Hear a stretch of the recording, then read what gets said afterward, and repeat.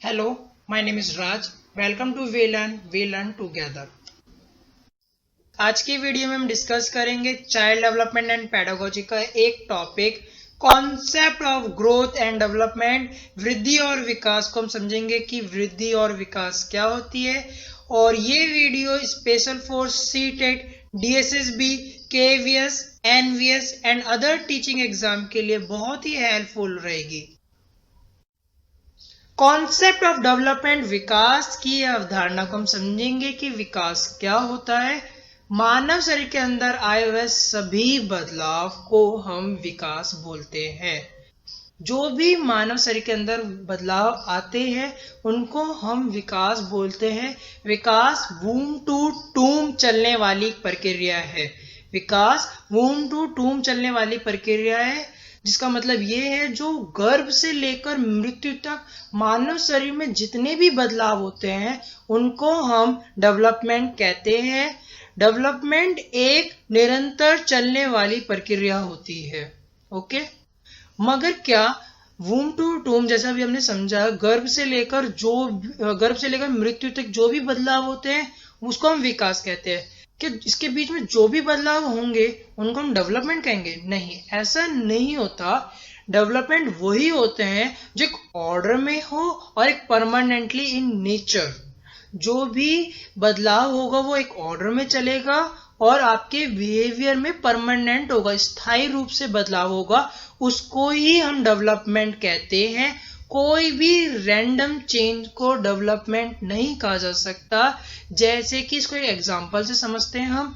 किसी बच्चे को फीवर हुआ और उस फीवर की वजह से बच्चे में वीकनेस आ गई।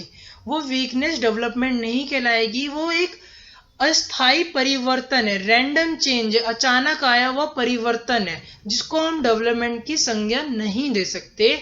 डेवलपमेंट वही होता है जो एक ऑर्डर में चले और एक परमानेंटली इन नेचर, जो आपके बिहेवियर में स्थायी रूप से बदलाव आते हैं उनको ही हम विकास या डेवलपमेंट कहते हैं। कॉन्सेप्ट ऑफ ग्रोथ, वृद्धि की अवधारणा को हम समझेंगे कि वृद्धि क्या होती है। मानव शरीर के अंदर आए हुए सभी बदलाव जो फिजिकल एस्पेक्ट में होंगे, जो शारीरिक पक्ष में जो भी हमारे बदलाव आते हैं उनको हम ग्रोथ कहते हैं। मानव शरीर के जो भी फिजिकल एस्पेक्ट में बदलाव होगा उसको हम ग्रोथ कहते हैं। जैसे कि हाइट बढ़ना, वेट बढ़ना, हमारे साइज और शेप्स में बदलाव आना, ये सब ग्रोथ कहलाता है। ग्रोथ को हम सबसे बड़ा मेजर भी कर सकते हैं कि हमारी ग्रोथ कितनी हुई, तो इसके लिए हम क्वांटिटी वर्ड का भी प्रयोग करते हैं। मात्रात्मक रूप में होती है ग्रोथ, हमारी मात्रात्मक रूप में होती है जिसको हम मेजर कर सकते हैं। जैसे कि हमारी हाइट को हम मेजर कर सकते हैं ना, कितनी बड़ी हुई, हमारा वेट कितना ज्यादा हुआ, कितना कम हुआ, तो इसको हम मेजर कर सकते हैं, वो कहलाते हैं ग्रोथ। ग्रोथ एक लाइफ लॉन्ग प्रोसेस नहीं होती। जो ग्रोथ होती है वो लाइफ लॉन्ग प्रोसेस नहीं होती, जीवन पर्यंत चलने वाली प्रक्रिया नहीं होती। ये एक मैच्योरिटी लेवल के जाने के बाद रुक जाती है, वो ग्रोथ कहलाती है। जैसे कि हमारी हाइट हमारी क्या जिंदगी भर बढ़ती है? नहीं, कुछ समय के बाद हमारी हाइट रुक जाती है। उसका रीजन यही है क्योंकि हाइट हमारी ग्रोथ कहलाती है और ग्रोथ लाइफ लॉन्ग नहीं चलती, वो एक सर्टेन पीरियड के जाने के बाद रुक जाती है। इसको कहते हैं हमारी ग्रोथ या कॉन्सेप्ट ऑफ ग्रोथ, वृद्धि की अवधारणा। Okay, difference between growth and development, वृद्धि और विकास के बीच के अंतर को हम समझते हैं कि वृद्धि और विकास के बीच में क्या क्या अंतर होते हैं। जो ग्रोथ होती है वो क्वांटिटेटिव होती है, जिसको हम मात्रात्मक रूप में देखते हैं।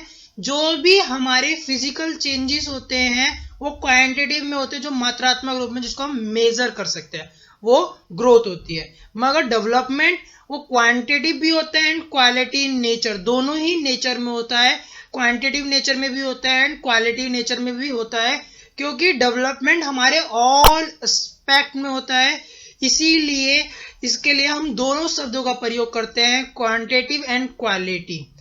क्वालिटी वर्ड का प्रयोग जब हम करते हैं, जब किसी बच्चे का मेंटल डेवलपमेंट होता है, तो उस समय हम ये तो नहीं बोल सकते ना किसी बच्चे का 10% मानसिक विकास हुआ, उसमें उसके गुणों का विकास हुआ, इसीलिए हम क्वालिटी वर्ड का प्रयोग करते हैं।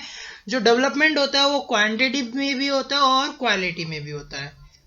जो ग्रोथ होती है वो केवल और केवल हमारे फिजिकल एस्पेक्ट में होती है, मगर डेवलपमेंट हमारे ऑल एस्पेक्ट में होता है।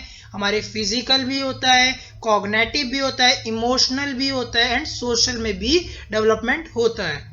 ग्रोथ एक सर्टेन पीरियड के जाने के बाद रुक जाती है, मगर डेवलपमेंट ऐसा नहीं होता, टिल डेथ तक डेवलपमेंट चलता है। जो हमारी ग्रोथ होती है वो एक सर्टेन पीरियड मैच्योरिटी लेवल के जाने के बाद ग्रोथ रुक जाती है, मगर डेवलपमेंट ऐसा नहीं है। डेवलपमेंट हमारे टिल डेथ तक चलता है, वूम टू टूम, जो आगे हमने समझा था।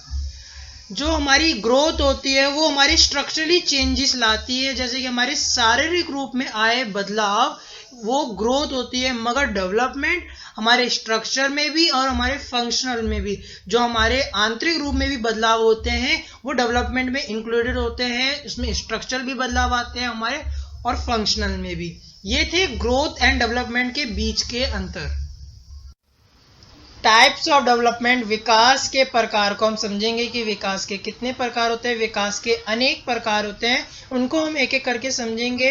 पहला फिजिकल डेवलपमेंट। फिजिकल डेवलपमेंट शारीरिक विकास होता है। हमारी बॉडी स्ट्रक्चर में आए हुए सभी बदलाव फिजिकल डेवलपमेंट कहलाते हैं। फिजिकल डेवलपमेंट के 2 पॉइंट होते हैं। पहला होता है ग्रोस मोटर डेवलपमेंट और दूसरा होता है fine motor development. Gross motor development में हमारी बड़ी मांसपेशियों का विकास होना, वो ग्रोस मोटर डेवलपमेंट होता है। जैसे कि एग्जांपल से समझते हैं, जब हम दौड़ते हैं, चलते हैं या जब कूदते हैं, तब हमारी बड़ी मांसपेशियां यूज होती हैं और उनका विकास होना वो ग्रोस मोटर डेवलपमेंट कहलाता है। फाइन मोटर डेवलपमेंट में हमारी छोटी मांसपेशियों का विकास होना फाइन मोटर डेवलपमेंट कहलाता है। इसमें जब हम अपने कुछ ड्रॉ करते हैं या कुछ लिखते हैं, जो हमारी उंगलियों की छोटी छोटी मांसपेशियां होती हैं उनका यूज होना वो फाइन मोटर डेवलपमेंट कहलाता है। ओके, अब हम आते हैं कॉग्निटिव डेवलपमेंट, संज्ञानात्मक विकास, मानसिक विकास जिसको हम कहते हैं। इसमें बच्चे का प्रॉब्लम सॉल्विंग, रीजनिंग, मेमोरी मतलब उसकी याद करने की क्षमता, इस सब का विकास होना, मानसिक विकास को हम कॉग्निटिव डेवलपमेंट कहते हैं। ओके, या मानसिक विकास।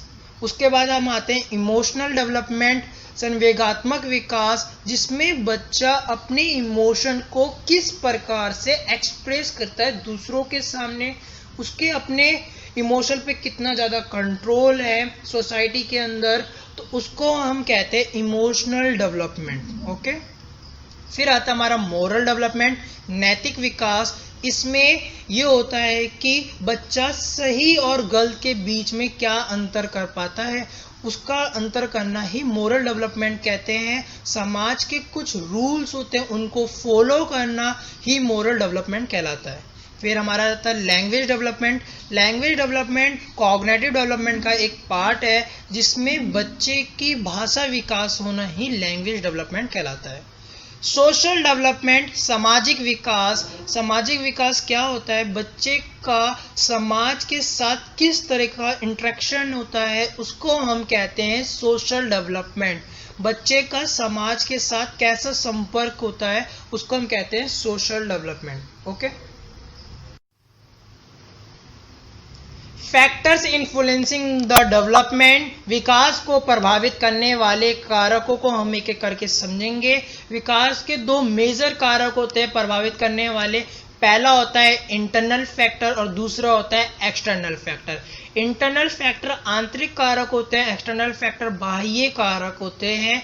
इंटरनल फैक्टर को हम अच्छे से समझेंगे। पहले इंटरनल फैक्टर के अंदर आता है हमारी हेरिडिटी फैक्टर, जिसको अनुवांशिक कारक कहते हैं। ये बहुत ही इम्पोर्टेंट कारक होता है डेवलपमेंट को प्रभावित करने में। बच्चे के जन्म के दौरान जो हेरिडिटी बच्चे को मिलती है वही बच्चे को उसके डेवलपमेंट को पूर्ण रूप से निश्चित कर देती है कि उसका विकास कितना होगा, उसकी ग्रोथ कितनी होगी, उसके ऑल आर एस्पेक्ट में विकास किस किस प्रक्रिया में होगा। हेरिडिटी ये पूर्व ही निश्चित कर देती है। फिर आता है हमारा फिजिकल फैक्टर, जिसको हम शारीरिक कारक कहते हैं। जन्म से के बाद ही बच्चे को किसी प्रकार की शारीरिक समस्या या बीमारी से या कमजोरी के कारण बच्चे का डेवलपमेंट पूर्ण नहीं होता, जो उसका फिजिकल फैक्टर एक इम्पॉर्टेंट रोल करता है।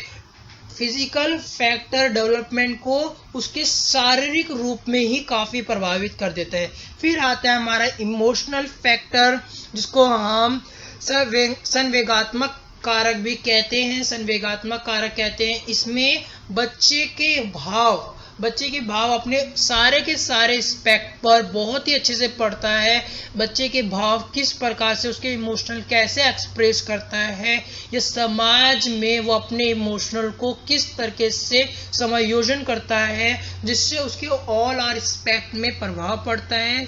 उसके जैसे कि सामाजिक, मानसिक, नैतिक, शारीरिक, भाषक, इन सभी एस्पेक्टों पर इमोशनल फैक्टर का भी प्रभाव डालता है, जो उसके डेवलपमेंट में प्रभाव डालते हैं। फिर आता है हमारा सोशल नेचर या सामाजिक कारक या सामाजिक प्रकृति, जिसमें बच्चे के डेवलपमेंट में एक बहुत बड़ा रोल करते हैं।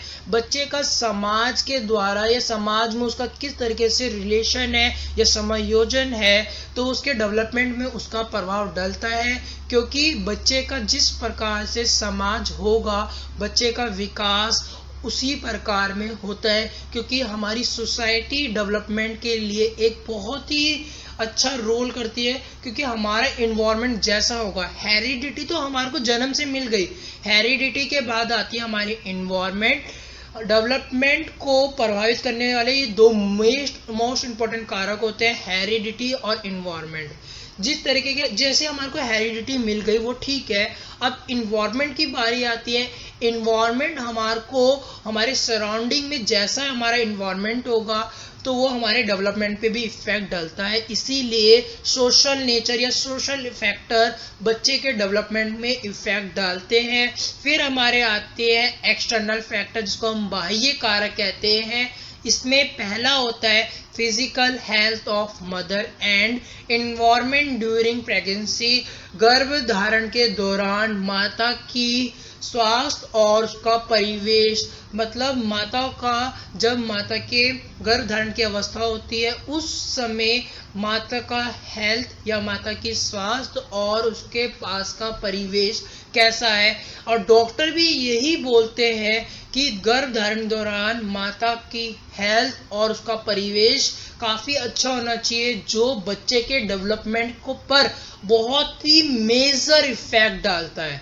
इसीलिए ये एक बाह्य कारक में सबसे मोस्ट इम्पोर्टेंट कारक माना जाता है। फिर आते हैं हमारे इवेंट्स ऑफ लाइफ, घटना। बच्चे के जीवन में कोई ऐसी घटना जो उसके पूरी जीवन उसका प्रभाव डाले। माता पिता का डिवोर्स हो जाना, एक एग्जांपल से समझते हैं। माता पिता का डिवोर्स हो जाना जो बच्चे के पूरे जीवन भर उसके ये प्रभाव डलता है, क्योंकि बच्चे को किसी एक का ही उस समय प्यार मिलता है और वो डेवलपमेंट वो पूर्ण नहीं हो पाता। ये एक जीवन की घटना होती है जो बच्चा कभी नहीं भूल पाता और उसका विकास पूर्ण नहीं होता। फिर हमारा आता है सोशियो इकोनॉमिक्स स्टेटस, मतलब कि सामाजिक आर्थिक स्थिति कैसी है बच्चे के जन्म के दौरान, माता पिता की कैसी सामाजिक आर्थिक स्थिति है, वो भी बच्चे के डेवलपमेंट पे काफ़ी अच्छा इफेक्ट डालते हैं। बच्चे का इकोनॉमिक स्टेटस ऐसा हुआ या गरीब घर का है तो उसको काफ़ी प्रकार के अच्छे अवसर नहीं मिल पाते, उसकी हेल्थ अच्छी नहीं होती, उसको इन्वायरमेंट अच्छा नहीं मिलता, जिससे बच्चे का डेवलपमेंट पूर्ण रूप से नहीं होता। ये दो मेजर फैक्टर थे, एक इंटरनल और एक एक्सटर्नल, जो बच्चे के डेवलपमेंट पर बहुत ही मेजर इफेक्ट डालते हैं। ओके, स्टेजेस ऑफ डेवलपमेंट, विकास की अवस्थाओं को हम समझते हैं कि विकास की कितनी अवस्था होती है। जनरली हम 4 स्टेजेस को समझेंगे जिससे बार बार हमारे एग्जाम में क्वेश्चंस आते हैं और जिस क्वेश्चन को हम इजीली सॉल्व कर लेंगे। पहली होती है प्रेटिनल पीरियड, जिसको गर्भ धारण अवस्था कहा जाता है। ये 9 मंथ की होती है। इसमें माँ अपने बच्चे को गर्भ में रखती है, वूम में रखती है और बच्चे को पूर्ण न्यूट्रिशन अपनी माँ के द्वारा ही मिलता है। फिर हमारी आती है इन्फेंसी स्टेज, जिसको हम शैशव काल की अवस्था कहते हैं। ये 0 से लेकर 2 वर्ष की होती है और इसमें सेंसिस 8 टीचर्स होते हैं। जो बच्चा होता है वो अपने सेंसिस से सबसे ज़्यादा सीखता है, इसीलिए इसे सेंसिस 8 टीचर भी कहा जाता है। फिर हमारी आती है चाइल्डहुड स्टेज, जो 2 से 12 वर्ष की होती है। इसको हम बाल्यकाल अवस्था कहते हैं। बाल्यकाल अवस्था को 2 पार्ट में बांटा जाता है। एक होता है अर्ली चाइल्डहुड, जिसको हम पूर्व बाल्यकाल की अवस्था कहते हैं और ये 2 से 6 वर्ष की होती है और इसको हम प्री स्कूल एज भी कहते हैं। फिर हमारी आती है लेटर चाइल्डहुड, जिसको उत्तर बाल्यकाल अवस्था कहते हैं, जो 7 से 12 वर्ष की होती है और इसको हम ट्रबलसन एज भी कहते हैं। फिर हमारी आती है प्यूबर्टी एज, जिसको यौन अवस्था कहते हैं। ये कोई एक अवस्था नहीं, इसे हम आयु कहेंगे, जिसमें ये चाइल्डहुड और एडोलसेंस के बीच की मिडिवल स्टेज होती है, जिसको हम प्यूबर्टी एज या यौन अवस्था कहते हैं। इसको हम आगे अच्छे से और समझेंगे। फिर हमारी आती है एडोलसेंट एज, जो 13 से लेकर 19 वर्ष की होती है और इसको हम आइडेंटिटी क्राइसिस कहते हैं। इसमें बच्चा बहुत ही ज़्यादा डिस्टर्ब होता है और अपनी एक आइडेंटिटी क्रिएट करने के लिए उतारू रहता है। इन्फेंसी स्टेज, जिसको हम शैशव काल की अवस्था कहते हैं, जो 0 से 2 वर्ष की होती है। इसमें बच्चे का जो सबसे मेन होता है सेंसिस 8 टीचर्स, इसको हम सेंसिस 8 टीचर्स के भी नाम से जानते हैं, क्योंकि बच्चे अपने सेंसिस ऑर्गन्स का बहुत ज़्यादा प्रयोग करता है, अपनी ज्ञान इंद्रियों का बहुत ज़्यादा प्रयोग करता है, इसीलिए इसे सेंसिस 8 टीचर्स कहते हैं। क्योंकि बच्चा कुछ भी सीखता है वो अपने सेंसिस के द्वारा ही सीखता है। इस अवस्था में लैंग्वेज डेवलपमेंट चालू हो जाता है बच्चे का। ये जो अवस्था होती है वो लैंग्वेज डेवलपमेंट के लिए एक स्टार्टिंग स्टेज होती है। इस अवस्था में बच्चा चलना और लुढ़कना सीख जाता है। बच्चे के इस स्टेज में फिजिकल एस्पेक्ट बहुत ही तेजी से होता है, रैपिडली ग्रोथ होती है उसके फिजिकल एस्पेक्ट में। उसका शारीरिक विकास इन्फेंसी स्टेज में बहुत तेजी से होता है। चाइल्डहुड स्टेज, बाल्यकाल की अवस्था, जो 2 से 12 वर्ष की होती है, इस अवस्था को बाल्यकाल की अवस्था कहा जाता है। इसके 2 पार्ट होते हैं। अर्ली चाइल्डहुड, जिसको पूर्व बाल्यकाल की अवस्था कहा जाता है, जो 2 से 6 वर्ष की होती है, और फिर हमारा दूसरा पार्ट होता है लेटर चाइल्डहुड, जो 7 से 12 वर्ष की होती है, जिसको हम उत्तर बाल्यकाल भी कहते हैं। ईयरली चाइल्डहुड को हम अभी अच्छे समझते हैं, जिसको पूर्व बाल्यकाल की अवस्था कहा जाता है। इसके और भी अलग अलग नाम हैं, जैसे कि toy age, preschool age, play age, pre gang age and play school age भी हम इसे कहते हैं। इस स्टेज में टॉय एज इसलिए कहा जाता है क्योंकि बच्चा अपना ज़्यादा से ज़्यादा समय इस स्टेज में वो खिलौनों के साथ खेल कर बिताता है, इसीलिए इसे हम टॉय एज भी कहते हैं। और preschool age and play school age इसलिए कहा जाता है क्योंकि बच्चा कोई ट्रेडिशनल एजुकेशन से नहीं जुड़ता या नहीं जाता, मगर वो प्री स्कूल एज और प्ले स्कूल में जाता है, इसीलिए हम इसको preschool age and play school age भी कहते हैं। मतलब स्कूल जाने से पहले की अवस्था प्री स्कूल स्टेज इसलिए हम कहते हैं। इस स्टेज में बच्चों के अंदर इको सेंट्रलिज्म की फीलिंग आती है, जिसको हम अहम केंद्रितवाद कहते हैं। इसमें बच्चा केवल मेरी चीज मेरा सामान करता रहता है, मतलब जो भी चीज है केवल उसकी है वही पूरी दुनिया का सेंटर ऑफ पॉइंट है, वही सब कुछ है, उसके लिए यही होता है इको सेंट्रिज्म, मेरा मेरा मेरा सामान। ठीक है, फिर इसके बाद हम आते हैं सेंसिटिव पीरियड होती है इस समय लैंग्वेज डेवलपमेंट का, जिस प्रकार का ईयरली चाइल्डहुड में पूर्व बाल्यकाल की अवस्था में बच्चे का भाषा विकास होता है, वो ही बच्चे का पूर्ण जिंदगी का सबसे इंपॉर्टेंट लैंग्वेज डेवलपमेंट का पीरियड होता है, क्योंकि भाषा विकास का ये सबसे सेंसिटिव पीरियड होता है। फिर हम आते हैं लेटर चाइल्डहुड स्टेज पर, जो 7 से 12 वर्ष की होती है, जिसको हम उत्तर बाल्यकाल की अवस्था कहते हैं। इसको ट्रबलसम एज भी कहते हैं। ट्रबलसम एज इसलिए कहा जाता है क्योंकि इस समय बच्चा काफी ज्यादा चिड़चिड़ा और लड़ाकू रहता है, इसीलिए हम इस स्टेज को ट्रबलसम एज भी कहते हैं।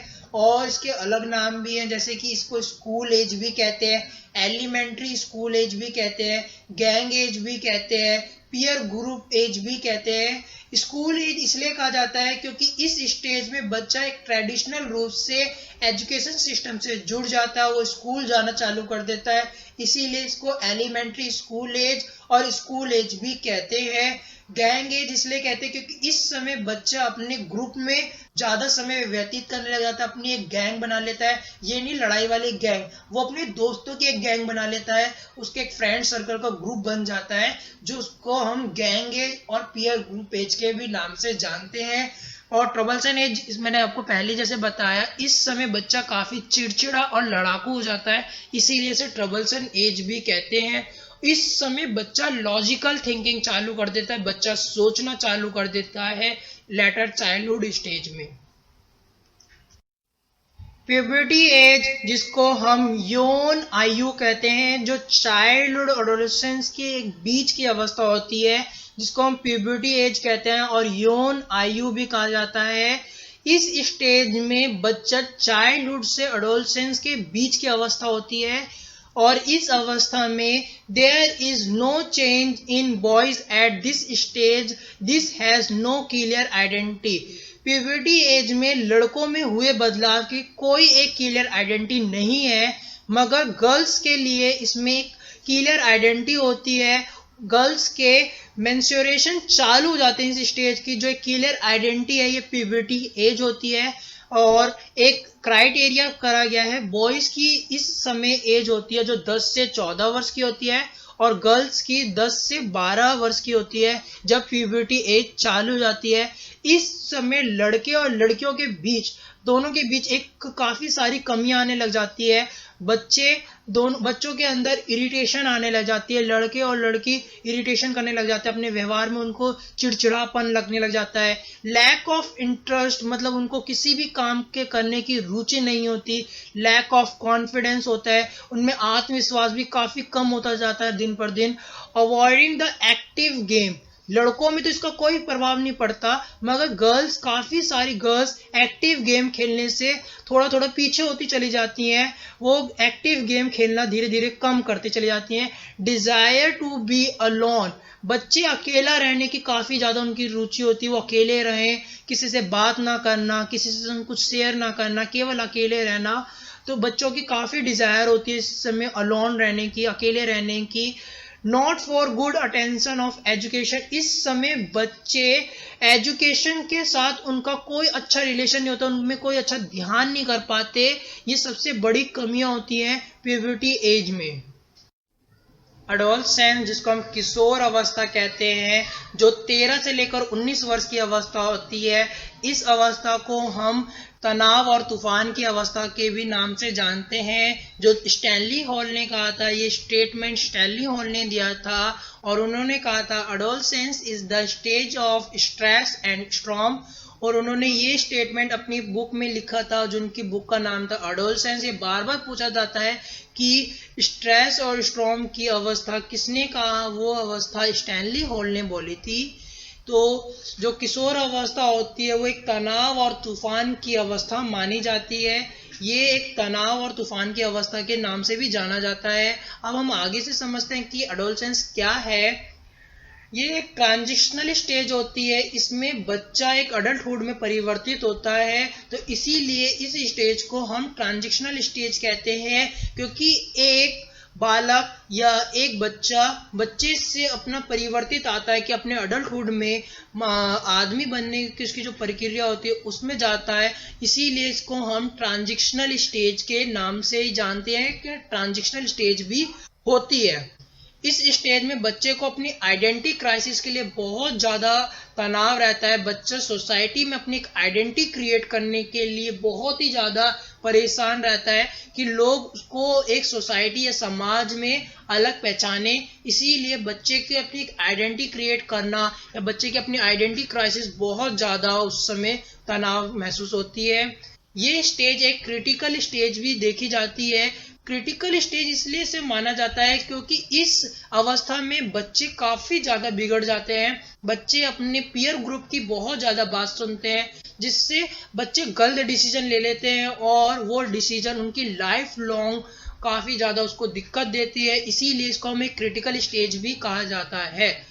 और इस स्टेज में बच्चे के अंदर काफी ज्यादा परिवर्तन आते हैं जो उसको तनाव महसूस करते हैं, उसके अंदर तूफान की अवस्था मचा देते हैं। जैसे कि बच्चे के अंदर सोशल, बायोलॉजिकल, पर्सनल चेंजेस आते हैं जो बच्चे को काफी ज्यादा तनाव महसूस करते हैं और उसके अंदर तूफान मचा रहता है कि क्या हो रहा है वो बच्चे को खुद नहीं पता चलता और बच्चा धीरे धीरे इस तनाव को बहुत ज्यादा अपने ऊपर ले लेता है, जो बच्चे के डेवलपमेंट में काफी ज्यादा इफेक्ट डालते हैं। और ये अवस्था को हम एग्रेसिव टाइम भी कहते हैं। एट एग्रेसिव टाइम इसलिए होता है क्योंकि बच्चा अपने मन की सुनता है। बच्चा अपने जो भी करता है वो अपने अकॉर्डिंग करता है। वो किसी के दूसरे के बहकावे में या कुछ दूसरे का कुछ ज्यादा उसको मतलब नहीं रहता। उसको अपने से मतलब रहता है कि जो उसे कुछ करना है तो करना है। और उसके फैमिली मेंबर, टीचर्स या कोई से उस चीज को रोकता है करने से तो बच्चा उस समय बहुत ज्यादा एग्रेसिव हो जाता है। बच्चा काफी ज्यादा चिड़चिड़ा रहता है। उसे कोई कुछ बोलो मत, उसको जो उसको मन करता है वो उसको काफी करने का दिल करता है और जब वो चीज उसकी नहीं होती वो उस समय एग्रेसिव हो जाता है। इस स्टेज में बच्चा एब्स्ट्रैक्ट एंड लॉजिकल थिंकिंग दोनों ही उसके थॉट चालू हो जाते हैं, थॉट प्रोसेस चालू हो जाती है। बच्चा अमूर्त सोचना भी चालू कर देता है इस स्टेज में। ये एक काफी क्रिटिकल स्टेज ही हम कहेंगे क्योंकि इस समय जो बच्चा सुधरता है वो अपना फ्यूचर काफी अच्छा सिक्योर कर लेता है और जो बच्चा गलत संगत में पड़ जाता है उसका फ्यूचर मतलब हम अच्छा नहीं मानते क्योंकि उस समय बच्चे की जो मानसिक क्रिया होती है वो काफी गलत वे में चली जाती है या गलत चीज करने लग जाता है जो बच्चे के फ्यूचर को बहुत ज्यादा इफेक्ट देता है या उसके डेवलपमेंट में काफी ज्यादा इफेक्ट डालते हैं। प्रिंसिपल ऑफ डेवलपमेंट को हम आगे समझते हैं कि विकास के कौन कौन से सिद्धांत हैं या विकास के कितने सिद्धांत हैं उनको अच्छे समझेंगे। पहला है हमारा प्रिंसिपल ऑफ कॉन्टिन्यूटी, दूसरा है हमारा principle of general to specific, तीसरा है हमारा प्रिंसिपल ऑफ इंडिविजुअल डिफरेंसेस, चौथा है हमारा प्रिंसिपल ऑफ यूनिफॉर्म पैटर्न, पांचवा है हमारा प्रिंसिपल ऑफ डायरेक्शन जिसके दो पार्ट होते हैं। पहला होता है सेफेलोकॉर्डल और दूसरा होता है प्रॉक्सिमम मॉड्यूस्टल, और छठा पार्ट है हमारा प्रिंसिपल ऑफ इंटीग्रेशन, सातवां है प्रिंसिपल ऑफ इंटर रिलेशन, हमारा आठवां है principle of maturation and learning, नौवां है principle of heredity and environment और 10वां है principle of spiral and linear development, 11वां है principle of signification of early development. ये हमारे 11 प्रिंसिपल हैं जिनको हम अच्छे से एक एक कर अभी आगे समझेंगे कि कौन से प्रिंसिपल में क्या बात है और उनको अच्छे से हम डिस्कशन करेंगे। प्रिंसिपल ऑफ कॉन्टिन्यूटी जिसका मतलब होता है निरंतरता का सिद्धांत, ये पहला सिद्धांत है। Change in the law of nature, जैसे कि प्रकृति का नियम है कि हमारी प्रकृति समय के अनुसार बदलती रहती है। चेंज ऑफ लॉ, हमारा समय के अनुसार हमारे में परिवर्तन आता रहता है, तो उसी के ऊपर ये हमारा प्रिंसिपल है। प्रिंसिपल ऑफ कॉन्टिन्यूटी, निरंतरता का सिद्धांत, ऐसे बदलाव जो हमारे समय के अनुसार आते जाते हैं, जैसे कि बूम to tomb never stop this principle. जो प्रिंसिपल ऑफ कॉन्टिन्यूटी का सिद्धांत है ये कभी ना रुकने वाला एक सिद्धांत है, निरंतर चलने वाला सिद्धांत है। जो जीवन पर्यंत हमारे जीवन में बदलाव आते हैं उनको हम निरंतरता का सिद्धांत कहते हैं। माँ के गर्भ से लेकर मृत्यु तक जो भी हमारे बदलाव आते हैं वो प्रिंसिपल ऑफ कॉन्टिन्यूटी के अंदर ही आते हैं। मानव का बॉडी स्ट्रक्चर बदला, उसके सामाजिक मानसिक संपूर्ण विकास जो निरंतर गुणों में भली भांति संपन्न होता है, उसको ही हम प्रिंसिपल ऑफ कॉन्टिन्यूटी का सिद्धांत कहते हैं। इसके अंदर जो वूम टू टूम जो भी चेंजेस होंगे उस सारे के सारे बदलाव प्रिंसिपल ऑफ कॉन्टिन्यूटी के ही अंदर आते हैं, और ये कभी ना रुकने वाला एक सिद्धांत है जिसको it's never ending process, principal of continuity का कभी ना रुकने वाला एक सिद्धांत भी कहते हैं। हमारा दूसरा सिद्धांत principle of general to specific, जिसको हम विकास का सामान्य से विशेष की ओर चलने वाला सिद्धांत कहते हैं। इस सिद्धांत में क्या होता है, बच्चे के अंदर जनरल टू स्पेसिफिक डेवलपमेंट होती है। बच्चा अपने होल बॉडी को पहले मतलब जनरली पार्ट को पूरा का पूरा यूज करता है, फिर उसके स्पेसिफिक पार्ट की हम बात करते हैं। जैसे कि कोई एक नया बच्चा होता है, न्यू बॉर्न बेबी होता है, वो रोता है तो उस समय उसकी जो छोटा बच्चा होगा उसका रोना क्राइम करना वो पूरी अपनी बॉडी के साथ करेगा। बट जब हम अपने बड़े होते हैं, हमारी ग्रोथ होती है, हमारा डेवलपमेंट होता है, तब वो हमारा क्राइम करने का जो तरीका होता है वो बदल जाता है, वो जनरल टू स्पेसिफिक में चेंज हो जाता है। हम अपनी एक पर्टिकुलर एरिया से ही क्राइम करना चालू करते हैं, जो आइज होती है तो उसको कहते हैं जनरल टू स्पेसिफिक। या तो उसका हम दूसरा एग्जांपल लेते हैं, एक छोटे बच्चे को हम कुछ लिखने के लिए दें तो उस पेंसिल को या पेन को ऐसे पकड़ेगा पूरे हाथों से और कुछ लिखेगा तो उसको पूरा का पूरा मूवमेंट देगा अपने हाथ का, अपनी उंगलियों को, और उसको पकड़ने का भी एक अलग ही तरीका होगा। बट जब हम बड़े होते हैं तो हम उसको स्पेसिफिक ही आ जाती है, हमारे अंदर स्पेशलिटी आ जाती है, तब हम उसको हम पेन को या पेंसिल को बस फिंगर से पकड़ते हैं, होल्ड करते हैं और तब हम लिखते हैं। तो यही होता है हमारा principle of general to specific, मतलब सामान्य से विशिष्ट की ओर जाना।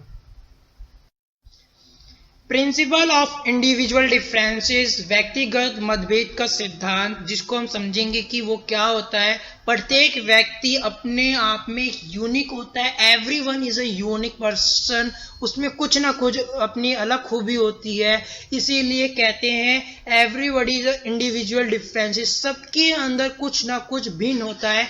यहाँ तक कि ट्विंस चाइल्ड में भी उनके अंदर कुछ ना कुछ डिफरेंस होते हैं, क्योंकि उसकी हेरिडिटी और इन्वायरमेंट दूसरी वाले के हेरिडिटी और इन्वायरमेंट से अलग होती है और जो उसके डेवलपमेंट पैटर्न पर इफेक्ट डालती है। यही होता है इंडिविजुअल डिफरेंसेस का पैटर्न या प्रिंसिपल। जो हर व्यक्ति का डेवलपमेंट होगा वो अपने अनुसार होगा, उसका अलग विकास का सिद्धांत होगा। प्रिंसिपल ऑफ इंडिविजुअल डिफरेंसेस यही कहता है कि प्रत्येक व्यक्ति का डेवलपमेंट उसके इंडिविजुअल डिफरेंसेस के अकॉर्डिंग ही होता है। समान प्रतिरूप का सिद्धांत, प्रिंसिपल ऑफ यूनिफॉर्म पैटर्न, जिसमें बच्चा का विकास एक इंडिविजुअल डिफरेंसेस तो सब में होती है, हर व्यक्ति अपने आप में यूनिक होता है, वो जो भी हमने समझा प्रिंसिपल ऑफ इंडिविजुअल डिफरेंसेस में वो सेम है, सत्य है। मगर जो प्रिंसिपल ऑफ यूनिफॉर्म पैटर्न है, मगर जो बच्चे का विकास है वो यूनिफॉर्म पैटर्न के अकॉर्डिंग होगा, एक समान रूपी होगा। किसी का पहले हो जाए किसी का बाद, वो बात ठीक है, मगर जो डेवलपमेंट होगा वो एक पैटर्न के अकॉर्डिंग ही होगा। जैसे कि आपको मैं एक एग्जांपल से समझाऊं कि बच्चा पहले उसका क्या विकास होता है, सर डेवलपमेंट होता है, फिर उसकी बॉडी स्ट्रक्चर डेवलपमेंट होती है। इसको भी हम आगे और समझेंगे प्रिंसिपल ऑफ डायरेक्शन में, इसे और अच्छे समझेंगे सेफेलोकॉर्डल और प्रॉक्सिमा मॉडिस्टल में। यहाँ पे बस मैं इसलिए इन दोनों का वर्ड का प्रयोग किया क्योंकि ये यहाँ से क्रिएट होते हैं जब बच्चे का डेवलपमेंट होना चालू होता है अपने हिनेंस या वूम में, माँ के गर्भ के दौरान, तो उसका पहले सर का ही विकास होता है, फिर उसकी बॉडी स्ट्रक्चर बाद में बनने चालू होती है।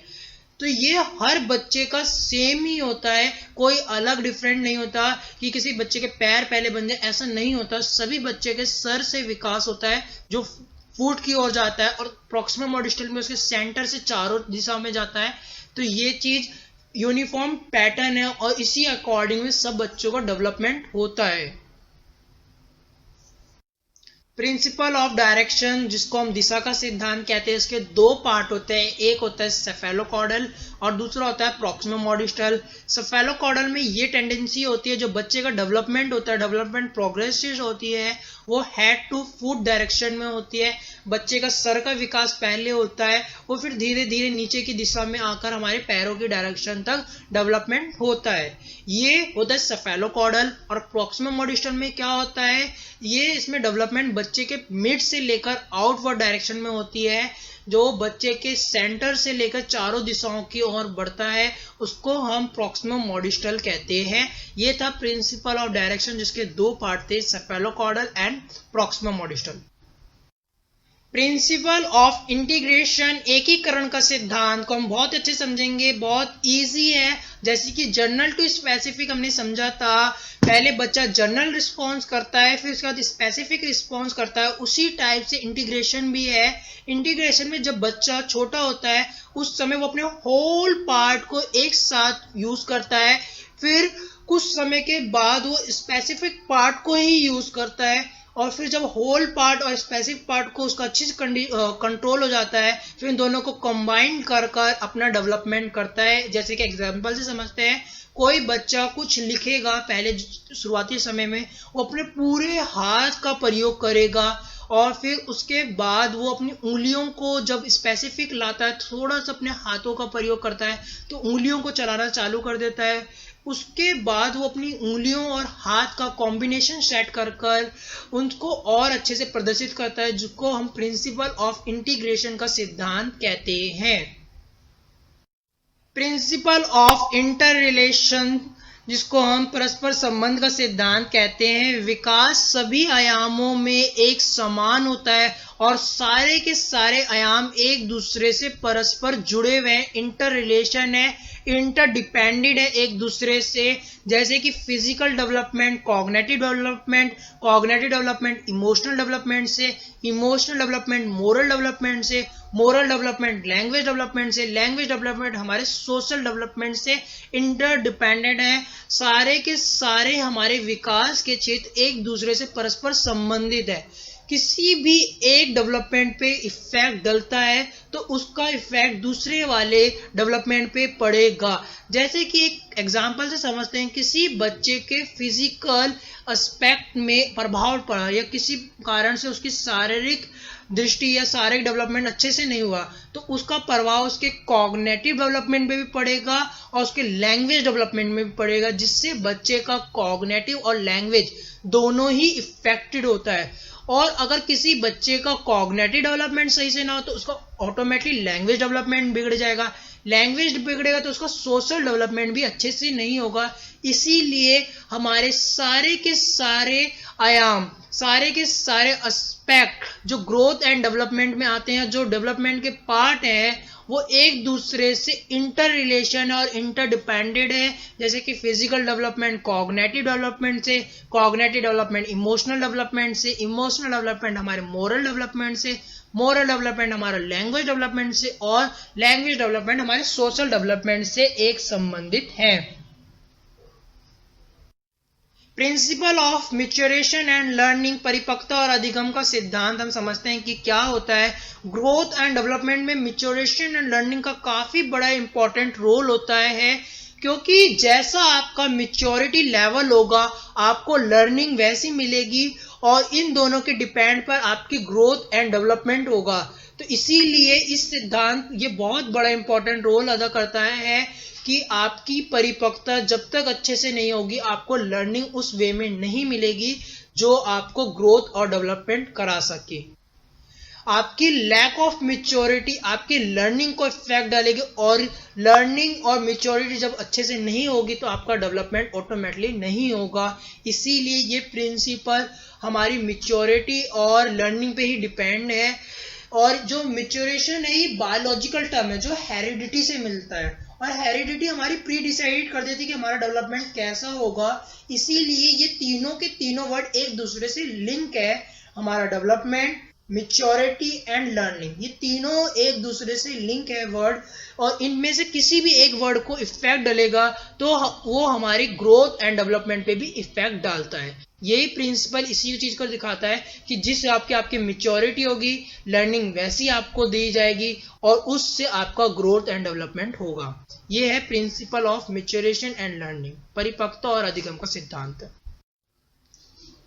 Principle of heredity and environment, वंशक्रम और वातावरण का सिद्धांत, जो एक महत्वपूर्ण भूमिका अदा करता है बच्चे की ग्रोथ और डेवलपमेंट के लिए। हेरिडिटी और इन्वायरमेंट का अलग ही एक रोल होता है जो बच्चे की डेवलपमेंट पे काफी ज्यादा इफेक्ट डालता है। बच्चे की हेरिडिटी ही बच्चे की ग्रोथ और डेवलपमेंट को पहले से ही निश्चित कर देती है और इन्वायरमेंट उस हेरिडिटी को इम्प्रूव करता है उसके बच्चे के आसपास के वातावरण को देखकर। ये होता है हेरिडिटी और इन्वायरमेंट या principal of heredity and environment. Woodworth ने भी यही बात बोली कि बच्चे के ग्रोथ एंड डेवलपमेंट के लिए हेरिडिटी और इन्वायरमेंट एक महत्वपूर्ण भूमिका अदा करते हैं। इसीलिए हम कह सकते हैं development is equal to heredity multiply environment. जो डेवलपमेंट होता है, जो विकास होता है, वो हेरिडिटी और इन्वायरमेंट का ही गुणज होता है। Principle of spiral and linear development को समझते हैं कि क्या होता है। जो डेवलपमेंट होता है वो स्ट्रेट लाइन में नहीं चलता, डेवलपमेंट हमारा स्पाइरल फॉर्म में चलता है। जो बुक के पीछे एक स्पाइरल पिन होती है जो गोल गोल घूमी रहती है, उसको हम स्पाइरल कहते हैं। जैसे इस डायग्राम में भी आप देख सकते हो, जो होता है स्पाइरल गोल गोल राउंडिंग में जो चलता है, इसको हम कहते हैं स्पाइरल। और जब डेवलपमेंट होता है वो इसी फॉर्म में होता है, ही turn back and makes forward again like for spiral. इसी फॉर्म में डेवलपमेंट चलता है। इसका जो चलने का एक मकसद होता है वो ये होता है आगे तेजी से बढ़ना और पीछे वापस आकर अपने विकास को परिपक्व और स्थायी बनाता है। इसीलिए विकास एक स्पाइरल फॉर्म में होता है। जैसे कि मैं आपको एक चीज बताऊं स्टेजेस के अकॉर्डिंग से, जल्दी से आपको समझ में आ जाएगा। हमारा ईयरली चाइल्डहुड में जब बच्चे के अंदर इको सेंट्रिज्म फीलिंग होती है, ईयरली चाइल्डहुड के अंदर जब बच्चे के अंदर इको सेंट्रिज्म फीलिंग होती है, वो कुछ समय के लिए लुप्त हो जाती है, गायब हो जाती है, जिसको हम कहेंगे लेटर चाइल्डहुड में। बट अडोलसेंस के टाइम वो फिर से गेन हो जाती है, जब बच्चे के अंदर फिर से मैं आ जाता है, केवल मेरा सामान मेरी चीज आ जाती है। तो वो यही है प्रिंसिपल ऑफ स्पाइरल डेवलपमेंट। बच्चे का जो विकास होता है वो इसी फॉर्म में होता है। वो आगे बहुत तेजी से बढ़ता है, फिर बैक होता है और उसका विकास है वो उसको स्थायी और परिपक्व बनाने के लिए बैक होकर फिर से पुनरावर्तित होता है। इसी को हम कहते हैं principle of liner spiral and linear development. Okay, principal of signification of early development, इसको हम समझते हैं कि सिग्निफिकेशन ऑफ ईयरली डेवलपमेंट क्या होता है। ईयरली चाइल्डहुड में जो एक्सपीरियंस बच्चे को मिलते हैं, जो इमोशन मिलते हैं, जो न्यूट्रिशन मिलता है, उसका इम्पैक्ट बच्चे के आने वाले डेवलपमेंट पर बहुत ही ज्यादा पड़ता है। इसीलिए इस प्रिंसिपल को हम ज्यादा अच्छे से समझेंगे कि ईयरली चाइल्डहुड में जो बच्चे को एक्सपीरियंस दिए जा रहे हो या जो न्यूट्रिशन दिया जा रहा है या जो emotional social and culture experience दिए जा रहे हैं वो काफी अच्छे दिए जाए, जिससे बच्चे का आने वाला विकास काफी अच्छा हो। आपको मैं एक एग्जांपल से समझाता हूँ। आजकल बॉर्नविटा की एड आती है बहुत ज्यादा, जिसको हम ये बोलते हैं कि 5 साल तक का बच्चे का जो 90% डेवलपमेंट हो जाता है वो इसीलिए कहा जाता है। जो ईयरली डेवलपमेंट होगा या ईयरली चाइल्डहुड में जो बच्चों को एक्सपीरियंस मिलेंगे या डेवलपमेंट होगा, उसके आने वाले डेवलपमेंट में उसका बहुत बड़ा प्रभाव पड़ता है। इसीलिए हम इस प्रिंसिपल को यही बोलते हैं कि ईयरली चाइल्डहुड में बच्चे को nutrition, emotional and social and culture experience काफी अच्छे मिले, जिससे बच्चे का आने वाला विकास भी काफी अच्छा हो। हमने आज ये अपने सारे के सारे प्रिंसिपल कर लिए, हमारा लास्ट प्रिंसिपल था। Thank you so much. आप सबको वीडियो अच्छी लगी हो तो लाइक करना ना भूलें, प्लीज सब्सक्राइब जरूर करें और बेल आइकन पे बटन दबाना ना भूलें, जिससे आपको वी लर्न की सारी न्यू अपडेट सबसे पहले आपको मिले। और आप सबसे मैं रिक्वेस्ट करूंगा इस वीडियो को अपने फ्रेंड से ज्यादा दें, जिससे सबका फायदा हो, क्योंकि we learn together. Thank you so much. Hello, my name is Raj, welcome to we learn together. आज की वीडियो में हम डिस्कस करेंगे चाइल्ड